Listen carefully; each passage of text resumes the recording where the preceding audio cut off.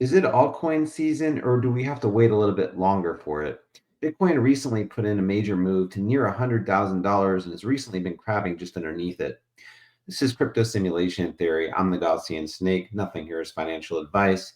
Let's go ahead and get started. So, the altcoin season index is currently at 43, but I want to pay more attention to the altcoin season chart, which you could see had a clear downtrend from January 2024 and then put in a presumptive bottom at the very end of July. And I distinctly remember some of my altcoins not doing very well at that time. And then you can see an inverse head and shoulders formation, and we've just kind of been chopping around in a range ever since.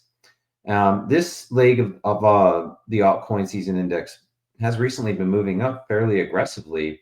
If we go down to see what the top 50 performers are over the last 90 days, this has changed quite a bit from what we've seen before. Stellar Lumens is actually the biggest gainer, and that's really hard to imagine. And, I have to think with Stellar Lumens and XRP kind of leading the charge, um, and there's a lot of older coins that are in here leading the charge. That is a sort of a, first round of altcoin season marker to me.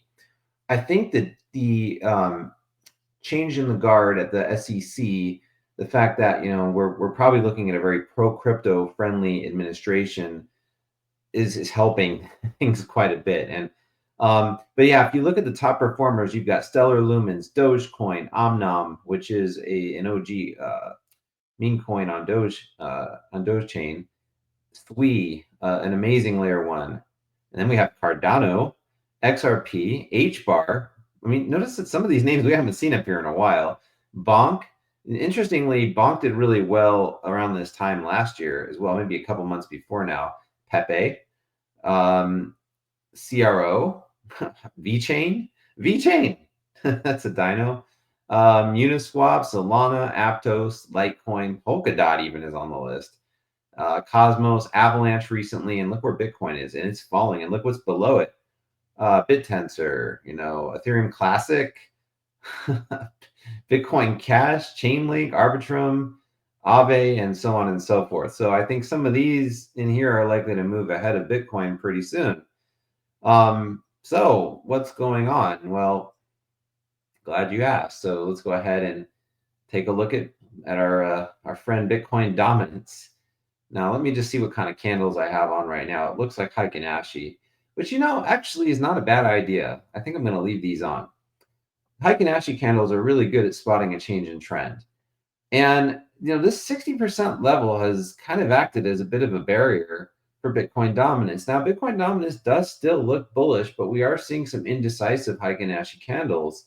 The Gunnar EMA band is still bullish, but I do want to let's put on regular candles now, and we've got some choppiness happen here at the 60% level. I don't normally draw fibs on dominance, but it wouldn't be that bad of an idea, would it? So let me go ahead and do that. So we could use this as the top for the fib, and we'll use it, the 2022 bottom for Bitcoin dominance. So if I draw fibs, where are we? Well, we're just kind of floating between the 618 and the 786. I don't know if we will make it all the way up to the 786. We could wick to it. That's possible. It's 64.34%. But I do think Bitcoin dominance is going to take a breather for, potentially at least a week or two. I don't know. Maybe it'll come back and test the 618 for support. I'm not sure it's breaking down for good just yet.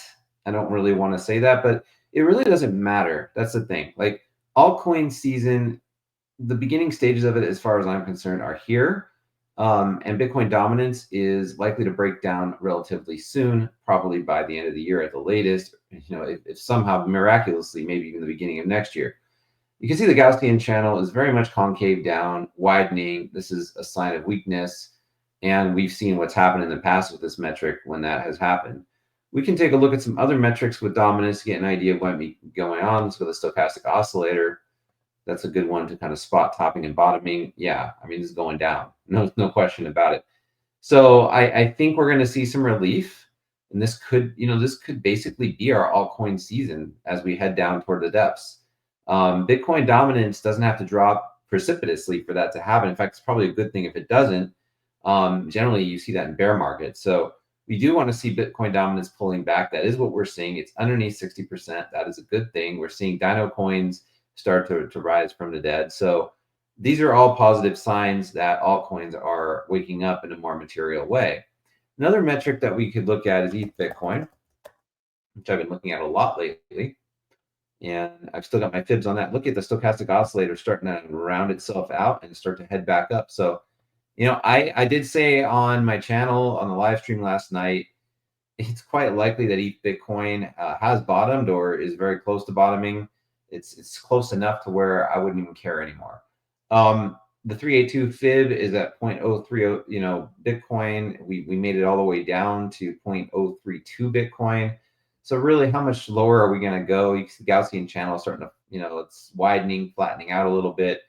It is still technically concave down, but I'm sensing a mean reversion coming very soon, very, very soon. I think Ethereum is probably going to outperform Bitcoin throughout most of 2025, and the gears may be starting to turn right now, as you saw with that stochastic oscillator. So, yeah, and let's go take a look at others' dominance. I know others' dominance I looked at recently as well. It has been in this falling wedge pattern. Here's a long-term support trend line, but look at what's happening. We are getting back above this trend line, and this channel is likely to break one way or the other. We've got almost like a triangle formation here, and then we've got a falling wedge, and it looks like we might be trying to break out of this wedge. So that would be really great to break out, retest it, and then head off into an altcoin season. Could very well happen. What's the Gaussian looking like on the 2-week? Let's see. So on the 2-week, look at how it's flattening out a little bit, kind of going down, but these Gaussians are really hard to change, and it's technically put in a higher low. So come down, test, and then off we go. Did we put fib? I don't think we put fibs on this one. Let's throw some fibs on here and see kind of what others dominance is telling us.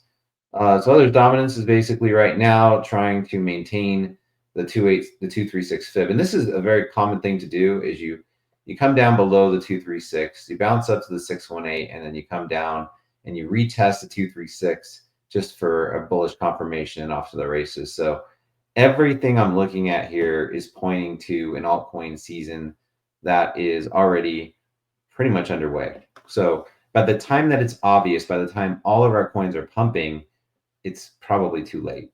Altcoin season will almost be over.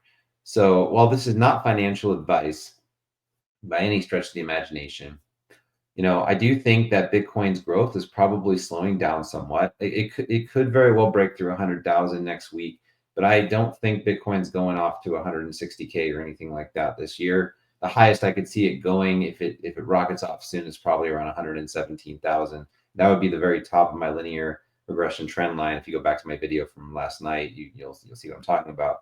I've put this in many of my videos. So well, I do think Bitcoin will likely break 100,000 this year. It still is my base case.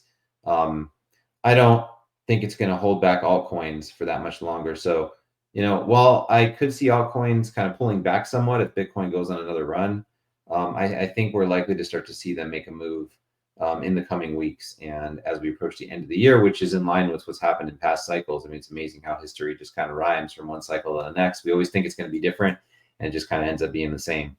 I'm sure at some point that will change, but this is where we are. So thank you for joining me tonight for Crypto Simulation Theory. Again, I'm the Gaussian Snick, and you can find me in my free Telegram group, Crypto Simulation Theory Telegram. I've got a link to it in the video description. We do chart analysis, updates, voice notes, all kinds of things on a daily basis. And it's completely free, no strings attached. I am not charging anything for this channel or anything related to it for the entirety of this bull cycle. So enjoy it. We have over 300 people in the group and some really great minds and a great attitude. Overall, it's just a great community. So hopefully see you there. Also, don't forget to subscribe to this channel and hit your notification bell to be notified of my next videos.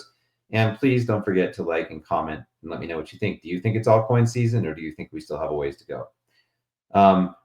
And the last thing I'll just say before we close out the stream too, if you've been following me for almost 10 minutes, is Don't worry if your altcoins are not pumping right now, because generally these work in a rotation. We're going to see the large cap alts kind of run first, and the mid caps, smaller caps, and eventually everything just kind of pops off. That's how a genuine altcoin season works. So we'll track altcoin season as it, as it comes to us, as the data comes in over the next few months. Generally, these things last for a few months and then they end spectacularly. So yeah, we'll continue to track it. See you next time. Bye.